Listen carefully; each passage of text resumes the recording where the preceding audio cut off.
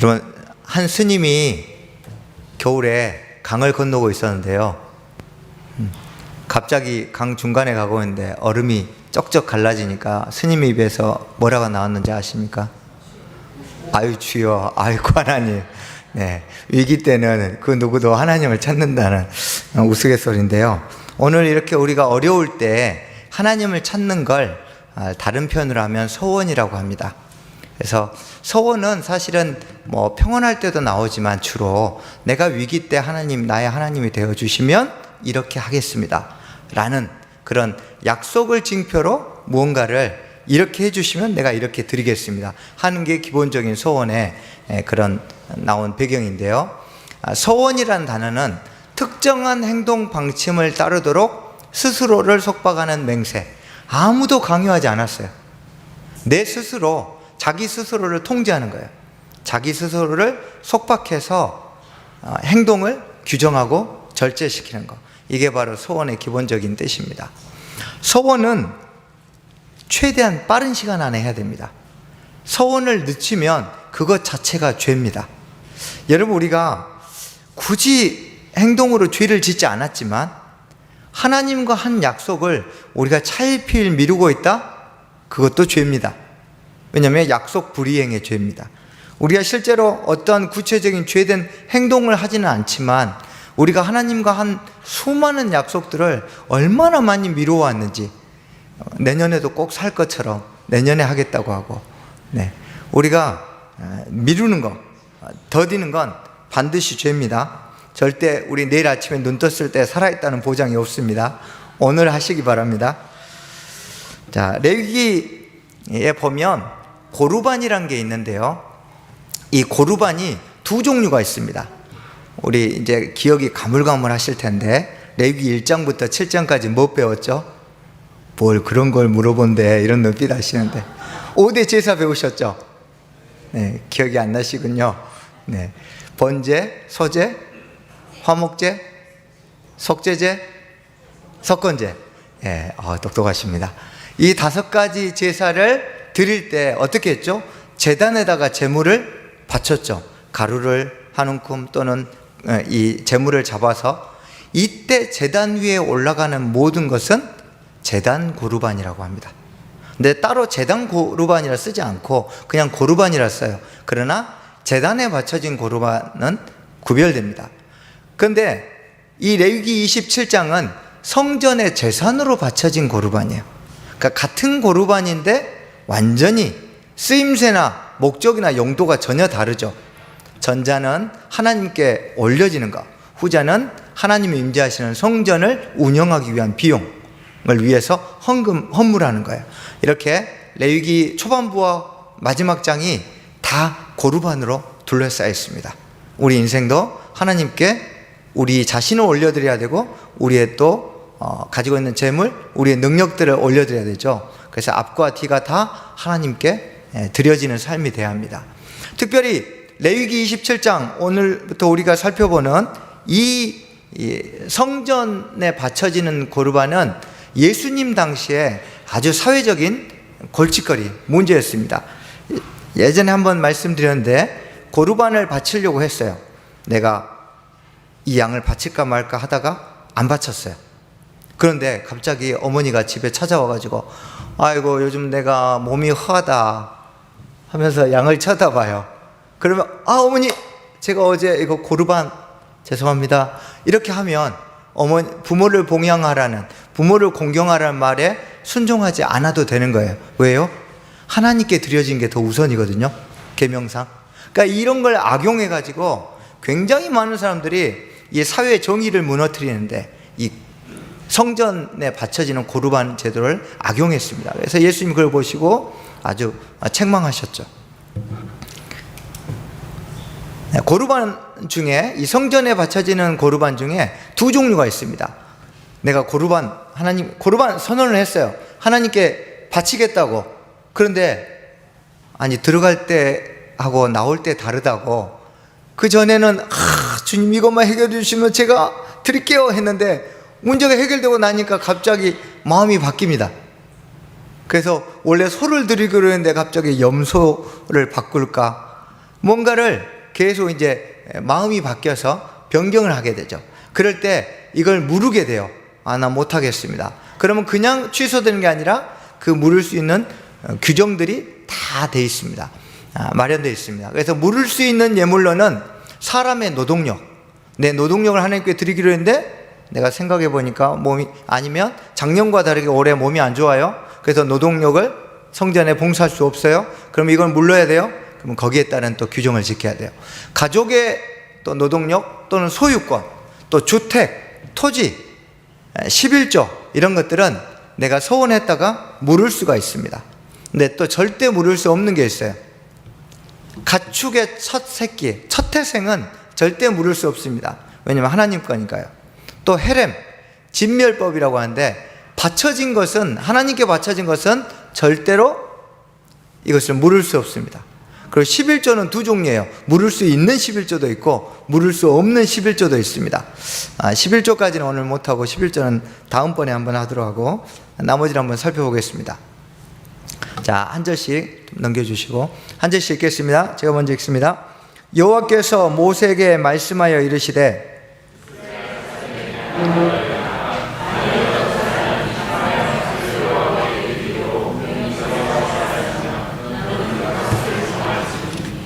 내가 정한 값은 20살로부터 60살까지는 남자면 송소의 세겔로 은 50세겔로 하고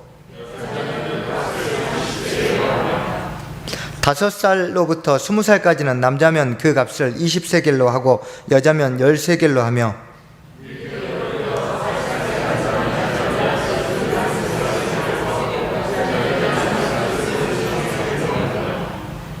60살 이상이면 남자면 그 값을 15세겔로 하고 여자는 10세겔로 하라.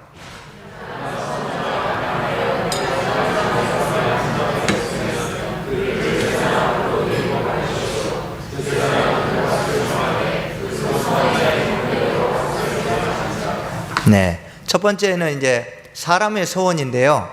이 사람의 소원은 한마디로 말해서 자원봉사입니다.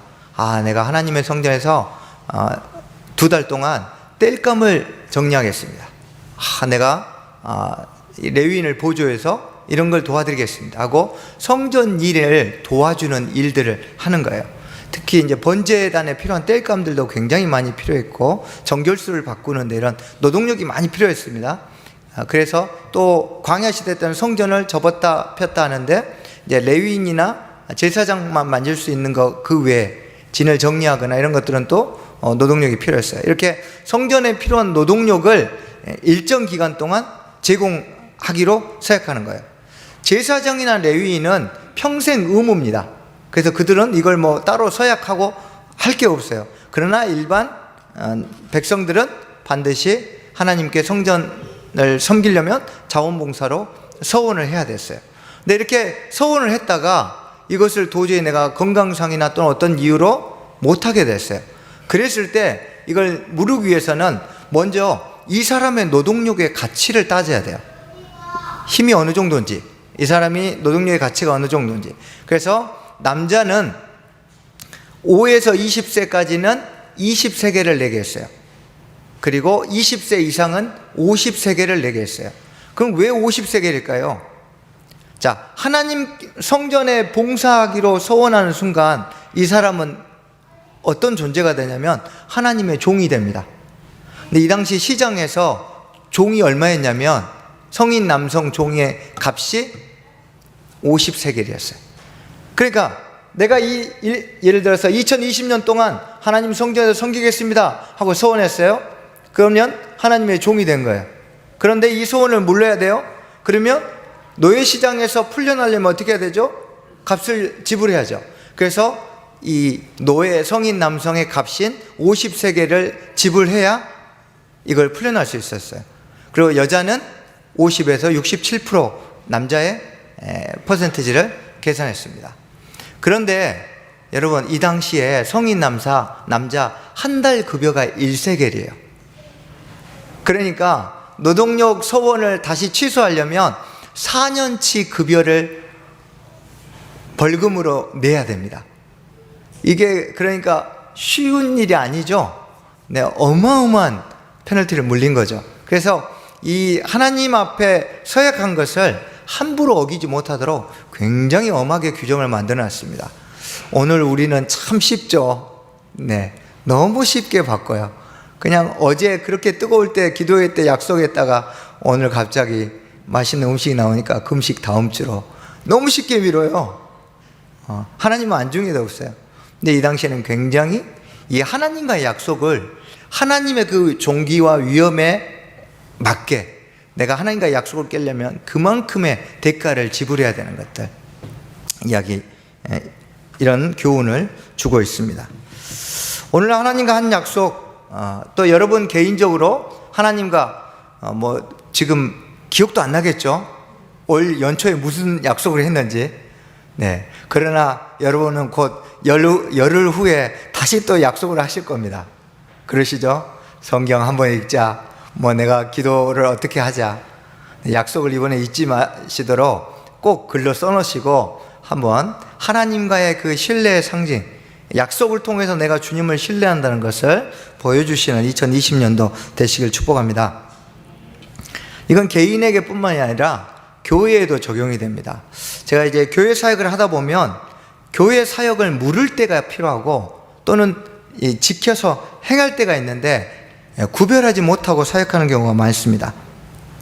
여러분, 예수님이 안식일 논쟁할 때 바리새인들과 안식일 날 병 고치고 싸우고 했잖아요. 왜 싸우셨죠? 도대체 왜요? 이유는 하나입니다. 예수님이 분명히 말씀하셨어요. 사람이 안식일을 위해서 있는 것이 아니라 안식일이 사람을 위해 있는 거예요. 그런데 이 바리새인들과 종교 지도자들은 어떻게 했죠? 안식일을 위해서 모든 사람들 다 거기에 맞췄어요. 그러니까 예수님이 이걸 비판하시고 책망하셨죠. 근데 오늘날 우리 교회도 마찬가지입니다.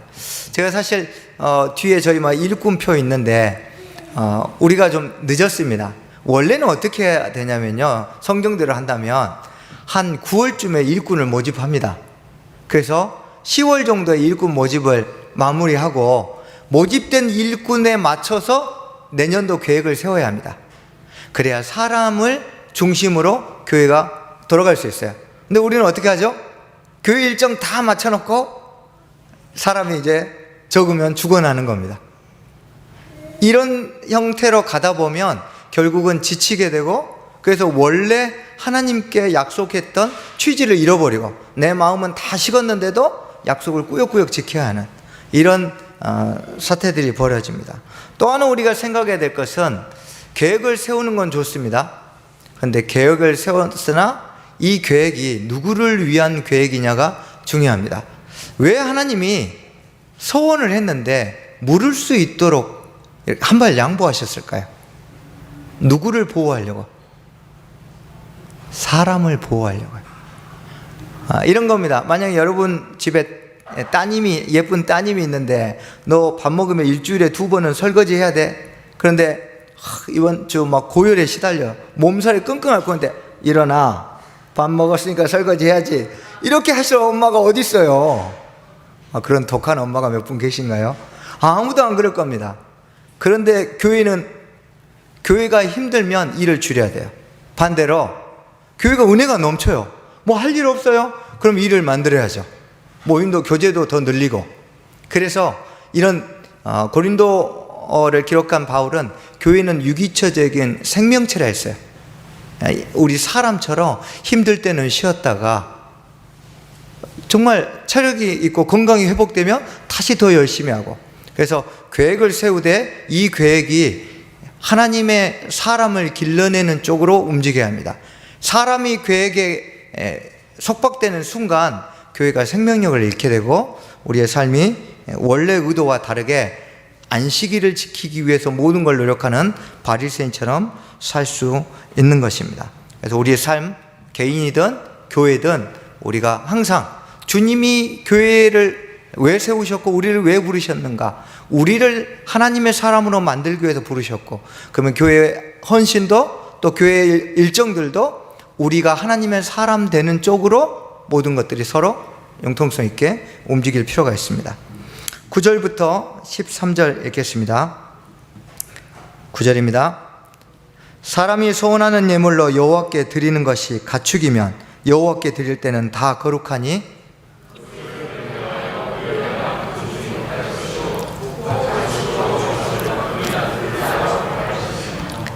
부정하여 여호와께 예물로 드리지 못할 가축이면 그 가축을 제사장 앞으로 끌어갈 것이요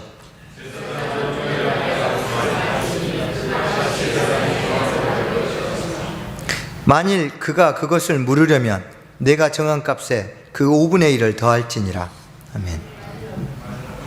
아니요, 13절까지만요. 다음은 가축을 소원하는 겁니다. 내 가축을 염소든 소든 양이든 성전의 재산이나 또는 나귀를 이동수단으로 6개월 동안 뗄값 나르는 데 쓰십시오. 이렇게 이동수단으로 소원해서 제공합니다. 그런데 이제 이 서원했다가 보니까 처음에는 너무 은혜에 감사해서 염소를 바치려고 했는데 갑자기 마음이 바뀌어서 비둘기로 싹 바꾸려고 합니다. 그럼 어떻게 해요? 처음에 바치려고 했던 염소랑 나중에 바꾸려고 했던 비둘기 둘 다 바치게 돼 있어요. 그러니까 마음을 바꾸는 순간 싹 성전에서 몰수합니다. 그래서 하나님이 이 재물을 받는 게 아니라 마음을 바꾸는 건데 네가 나를 향한 사랑의 마음을 지금 변경시키는 거다. 그래서 그렇게 몰수 처리를 합니다. 그래서 부정한 가축의 경우는 벌금 20%를 추가시키고 정결한 가축은 예외 상황인데요. 아예 변경이 불가능합니다. 그래서 무조건 드려야 돼요. 변경을 시도한 순간 아까 말씀드린 것처럼 변경하려고 했던 그 가축까지 다 드리게 되어 있습니다. 신약시대의 맹세를 우리가 좀 살펴볼 필요가 있는데요. 예수님이 뭐라고 했죠? 너희는 도무지 맹세하지 말라고 했어요. 근데 예수님이 맹세하지 말라고 했으니까 우리는 맹세하면 돼요, 안 돼요? 그래서 절대 맹세 안 하신 분 계시죠? 맹세나 약속이나 뭐가 다르다고? 맹세란 단어만 안 썼지 약속 안 하세요? 하나님께? 이게 지금 도무지 맹세하지 말지니까 맹세가 하나님께 약속하는 거예요. 여러분 맹세 안 하세요? 하나님께 맨날 맹세하잖아요. 주님 내일은 3시간 기도하겠습니다. 막 다음 주는요. 근데 주님 왜 예수님은 도무지 맹세하지 말라 했을까요? 이게 맹세하지 말란 얘기가 아닙니다. 맹세를 똑바로 하란 얘기예요. 왜냐하면 맹세 자체가 뭐 유해하거나 나빠서 경고하신 게 아니고요. 이 당시 유대인들이 하나님께 맹세해야 되는데 뭐에다 맹세했습니까? 성전 금이나 번제단에다가 맹세했어요. 왜요? 자기의 의를 드러내는 수단으로 불순한 동기로 맹세했습니다.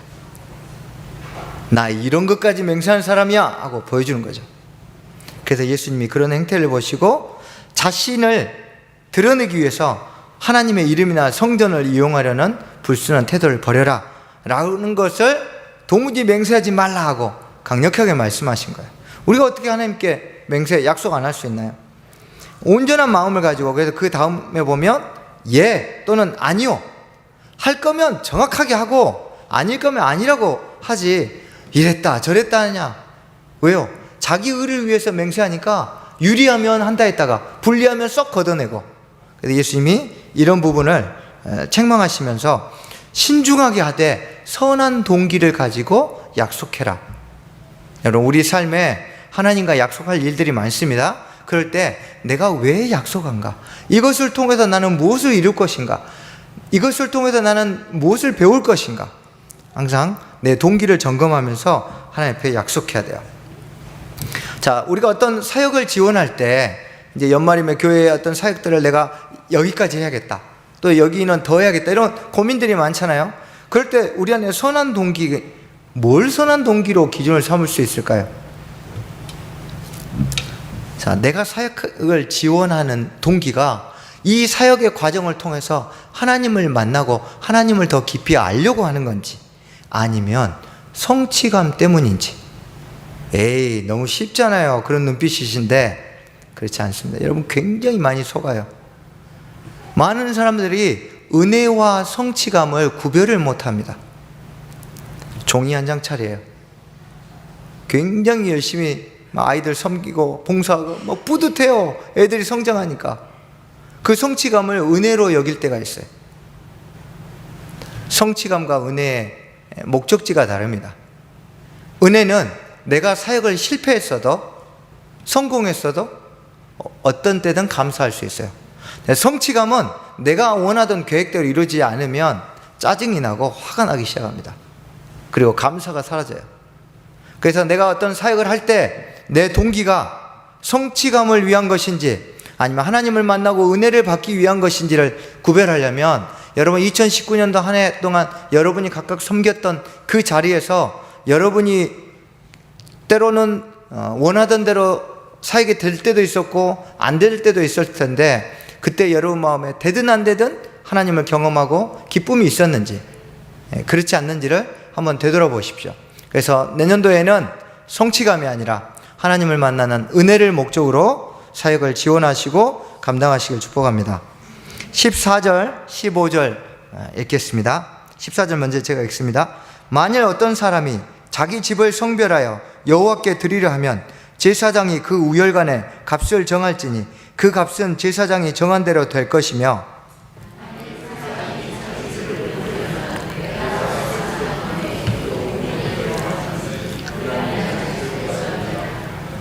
네, 집을 소원하는 건데요. 집은 아주 간단합니다.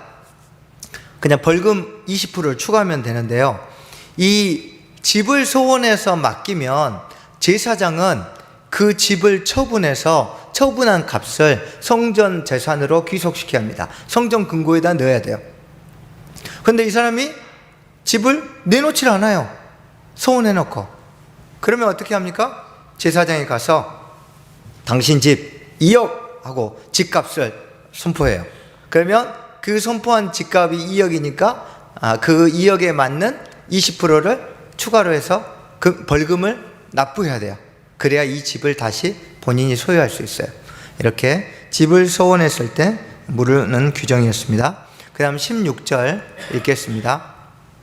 만일 어떤 사람이 자기 기업된 밭 얼마를 성별하여 여호와께 드리려 하면 마지기 수대로 내가 값을 정하되 보리 한 호멜지기에는 은 50세겔로 계산할지며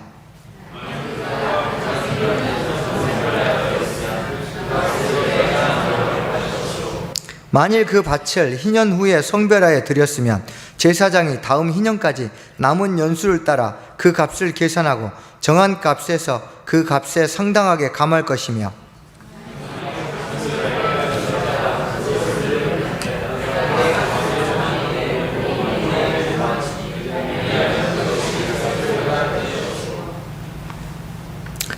만일 그 밭을 희년 후에 성별해 드렸으면 제사장이 다음 희년까지 남은 연수를 따라 그 값을 계산하고 정한 값에서 그 값에 상당하게 감할 잠시만요.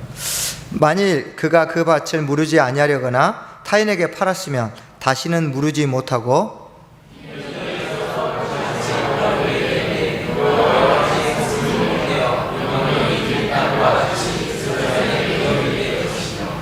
만일 사람에게 샀고 자기 기업이 아닌 밭을 여호와께 성별하여 드렸으면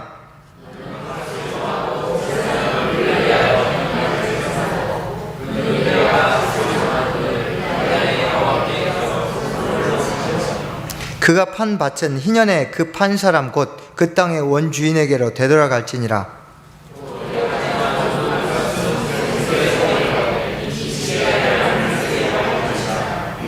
예, 토지를 소원한 경우입니다. 토지를 소원한 경우는 두 가지가 있습니다.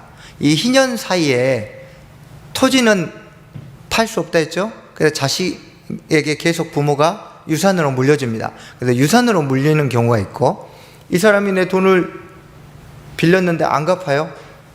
그래서 토지를 가져오거나 또는 여러 가지 경우를 통해서 토지를 구입하거나 취하게 되는 경우가 있습니다. 그럴 경우 이제 이 두 가지가 각각 별도의 규정이 있습니다. 먼저 유산으로 받은 경우인데요. 이 토지의 가치를 매길 때 이 토지에서 1년에 얼마가 나오나 하고 그 평균치를 계산합니다. 그래서 보통은 보리 한 호멜은 220리터입니다. 당나귀 한 마리가 질 수 있는 게 한 호멜인데, 이 한 호멜을 1년치로 계산해요. 그러면 만약에 희년이 40년 남았다. 그럼 몇 세겔일까요? 40세겔. 1년에 1세겔이니까. 희년이 20년 남았다? 그럼 20세겔. 이렇게 희년까지 남은 기간으로 계산해서 그 밭의 가치를, 결국 밭의 가치는 희년이 되면 다시 원래 주인으로 돌아갈 때까지 이 사람이 이 땅을 갖고 있으면서 수확을 통해서 수입을 얻을 그 수확량과 가치가 똑같습니다.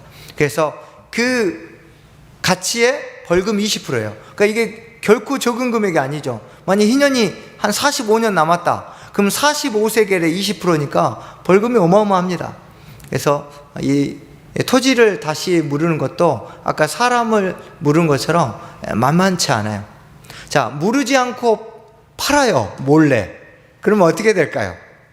걸리면 성전 경비대가 가서 싹 몰수합니다, 토지를. 그래서 제사장의 땅으로 명의 변경을 해버려요. 그럼 이 토지는 영영이 그 기업에서 떨어져 나가버립니다. 그래서 철저하게 이것들을 지키겠습니다. 또 구입한 것은 원칙적으로 토지는 구입해서 서원을 할 수 없게 돼 있어요. 자기가 이 토지를 구입했어요. 근데 이 토지는 자기 게 아니에요. 나중에 돌려줄 거예요. 그러니까 이걸 가지고 원칙적으로 서원할 수 없는데, 너무 급하니까 주님 이 땅을 가져가시고 내 아들을 살려주세요 하고 급하니까 이제 서원을 하죠. 그럼 이 서원을 물리기 위해서는 역시 희년까지 남은 기간을 계산해서 벌금을 납부하게 되어 있습니다. 그래서 결국 이 서원을 물으는 과정을 통해서 무엇을 가르쳐 줍니까? 서원을 취소할 때는 굉장한 엄격한 벌금이 부과되는 거예요. 즉, 약속을 깨트리는 건 우리가 너무 쉽게 생각하지 말라는 거예요. 다음으로 때로는 공경에서 나를 구해 주십시오라는 것도 있지만 감사해서 소원할 경우도 있어요. 근데 지금은 감사해서 내가 가을에 추수하면 5 가마니를 드리겠으면 했는데 그만 가뭄이 들었어요. 그래서 소출이 안 나와요. 그럼 드릴 수가 없겠죠. 그래서 감사를 표시할 때도 신중하게 하라는 거예요. 그 다음 어떤 영적인 결단을 할 때 우리도 신중하게 하셔야 돼요. 감정에 치우치거나 분위기, 이런 강요에 의해서 하지 않도록 내가 정말 이걸 할 수 있는 경제적인 여건이 있는가, 내가 실행력이 있는가, 내가 그렇게 의지가 굳건한 사람인가, 내 자신의 상태를 잘 좀 생각하고 거기에 맞게, 우리가 약간 좀 과시욕이 있어요. 조금만 해도 될 거를 과하게 자꾸 약속합니다. 그런 부분들을 잘 경우에 맞게 조심해서 신중하게 판단해야 할 것입니다. 그 다음 26절부터 말씀 읽겠습니다. 26절 27절입니다. 오직 가축 중에 처음 난 것은 여호와께 드릴 첫 것이라. 소나 양은 여호와의 것이니 누구든지 그것으로는 성별하여 드리지 못할 것이며,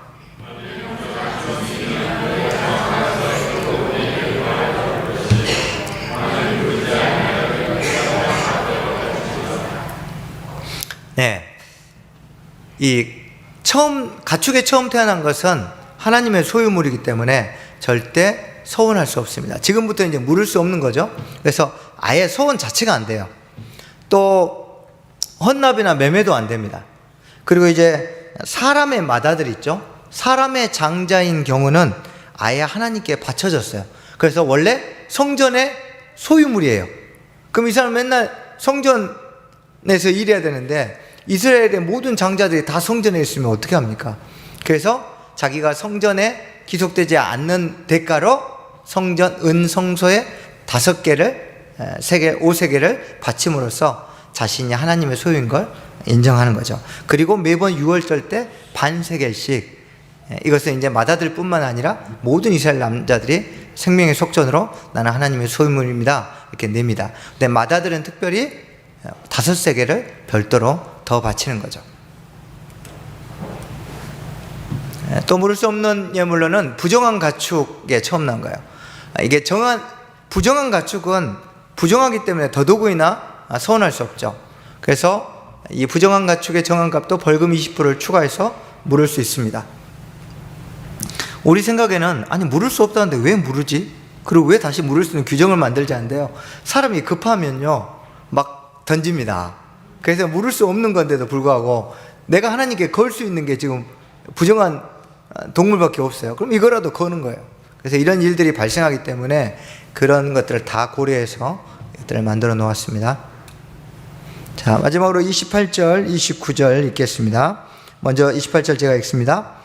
어떤 사람이 자기 소유 중에서 오직 여호와께 온전히 바친 모든 것은 사람이든지 가축이든지 기업에 바치든지 팔지도 못하고 무르지도 못하나니 바친 것은 다 여호와께 지극히 거룩함이며.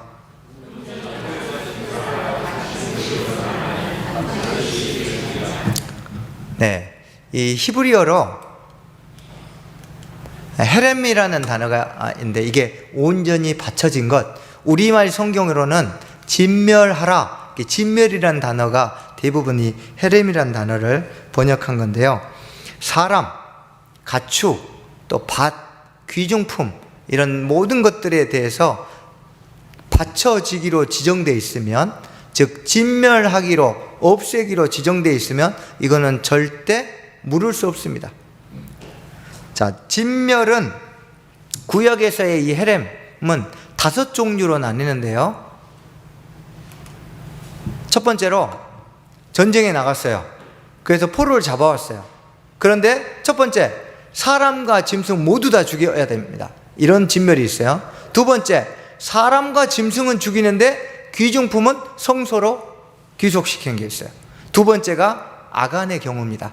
아간이 사람과 짐승은 죽이되 귀중품은 하나님께 바쳐야 되는데 그 중에 슬쩍한 거죠. 그래서 이 두 번째 헤렘 규정을 어긴 겁니다. 세 번째는 모든 사람은 죽이고 짐승과 재물만 보존합니다. 이때는 성소에 귀속시킨 게 아니라 이제 백성들이 나눠 갖는 거죠. 네 번째로는 처녀를 제외하고 모두 죽이는 거예요. 가축이고 사람이고. 일단 다섯 번째 헤렘은 모든 남자, 여기는 어린아이를 다 포함해서 모든 남자, 그리고 결혼한 여자를 죽이는 헤렘이 있습니다. 이 당시에 이 헤렘은 모든 이 고대 사회에서 전쟁하면 항상 이런 헤렘을 했습니다. 이스라엘만 한 게 아니에요. 그런데 이스라엘은 이것을 하나님이 바꾸셨죠. 그러면 이 당시에 모든 중근동의 전쟁들이 이렇게 진멸을 했는데 오늘날의 눈으로 보면 이거 완전히 인종청소잖아요. 거의 전쟁 범죄예요. 전쟁 재판소에 가야 되는데 이걸 21세기의 눈으로 해석하면 굉장히 반인륜적인 모습이 되죠. 성경은 항상 그 시대의 눈으로 봐야 합니다.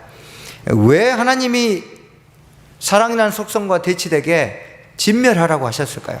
가나안 전쟁 보면 진멸하지 않은 것 때문에 굉장히 혼내시죠. 사울이 사무엘에게 왔을 때도 진멸하지 않아서 굉장히 혼납니다. 왜 하나님이 진멸하라 했을까요?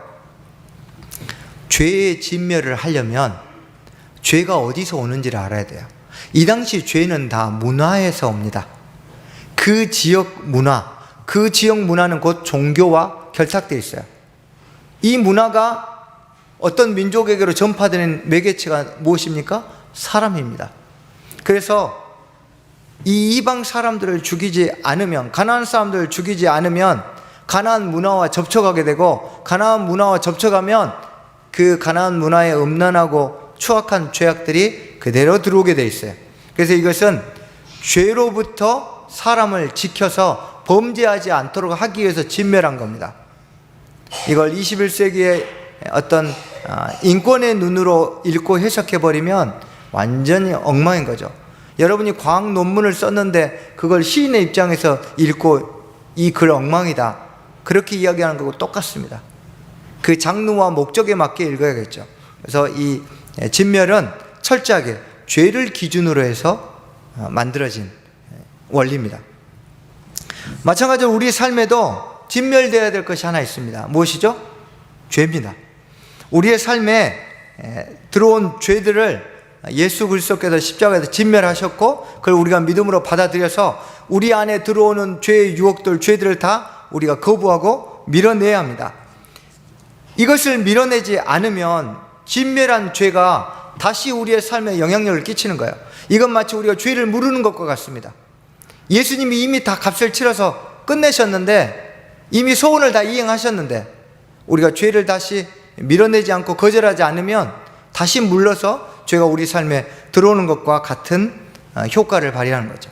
그래서 우리 삶에 찾아오는, 여러분 삶에 찾아오는 이 죄의 유혹들을 과감하게 끊으시고 진멸하시길 축복합니다. 말씀 마무리하면서 살펴보겠습니다. 첫 번째 한번 읽어주십시오. 시작. 네, 이제 2020년 계획을 잘 세우시길 바라고, 그 약속들을 하실 때 정말 신중하게, 하나님, 내년에는 제가 신약은 꼭 완독하겠습니다. 아니, 성경 맨날 1독 내놓고 창세기만 50독 하고 하나님 앞에 가면 안 되잖아요. 아니면 계시록부터 읽으세요. 그래서 내가 기필코 내년에는 정한 것을 한번 읽어보리라. 그래서 말씀에 대한 약속을 한번 하시고, 두 번째는 기도에 대한 약속을 한번 하십시오. 하나님, 제가 하루에 언제, 어디, 어느 장소에서 꼭 몇 분 동안이라도 기도의 제단을 쌓겠습니다. 그래서 기도와 말씀을 약속하시고 지키기 위해서 노력하시는 한번 2020년 결단해 보시기 바랍니다. 두 번째 읽어주세요. 네, 우리가 굉장히 교묘합니다. 자기의 성취감과 누리는 유익, 내 자신을 드러내기 위해서 사역하고, 내 자신을 드러내기 위해서 뭔가 약속하고, 이런 것들이 굉장히 많습니다. 이게 안 되니까, 나를 위해서 사역을 해야 하는데 원하는 대로 안 되니까 교회 안에서 다툼이 생기는 거예요. 정말 주님을 위해서 우리가 소원하고 사역했으면 안 돼도 누구 책임이에요? 하나님 책임이고, 안 돼도 누가 해결해요? 하나님이 해결해요. 그런데 내 자신을 위한 동기로 뭔가를 소원하고 약속하고 하면 거기서 싸움이 일어나고 섭섭시가 우리 마음에 들어오는 거죠. 그래서 내년에는 우리의 유익이 아니라 하나님, 그분의 은혜를 구하고 그분을 높이기 위해서 사역하는 저와 여러분이 되길 소망합니다. 마지막 세 번째입니다. 읽어주세요. 네, 누가 꼬신다고 들어가지 마세요. 네, 진짜입니다. 정말 기도하고, 그래서 혹시 전화 이용 목사님이 개인적으로 전화해서 저기 일꾼에다 명패 붙이라고 전화 받으신 분 계세요? 없잖아요. 저희가 왜 사람을 섭외 안 하는데요? 정말 내년에는 저희가 에스라서 말씀처럼 하나님의 마음에 감동된 사람들로만 교회가 이렇게 변할 수 있다는 걸 보여줘야 될 거 아닙니까? 그래서 정말요, 내년에는 사람의 힘과 모략이 이 지식이 아니라 하나님의 마음에 감동돼서 말씀과 기도로 또 충만한 사람들이 교회를 이끌어가는 모습을 우리도 경험해야 되고 또 세상에 보여줘야 합니다. 그 주인공이 저와 여러분이 되기를 소망합니다.